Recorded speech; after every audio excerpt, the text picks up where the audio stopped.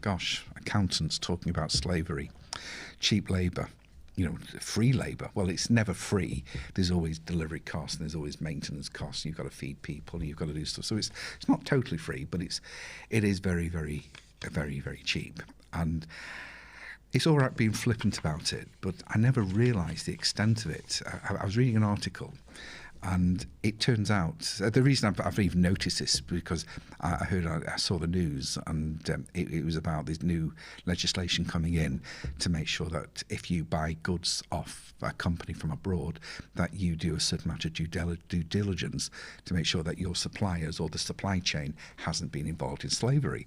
I thought, just how big is this area? And apparently 1 in 20 people live their lives as slaves, and that's all over the world. I mean, in the UK alone, I think I wrote it down, I think there's something like over 10,000 slaves in the UK today. And I thought, how can there be so many people in slavery? It's awful. So do bear in mind that sometimes, I mean, Coronation Street covered this a while ago when they had a girl from, I'm not sure, an Eastern European country, and they sort of thought they were coming over to the UK for a better life, and they pay to come over.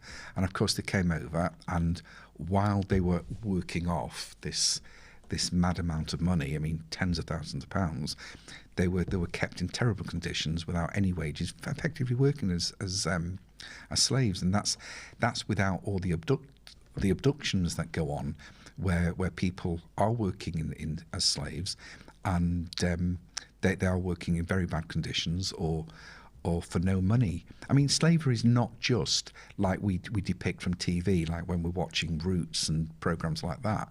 It's not just as cruel as that. It's not just as open as that.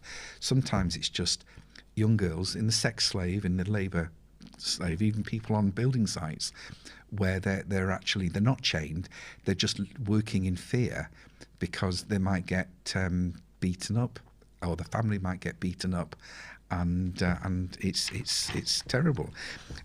These vulnerable English people are also targeted.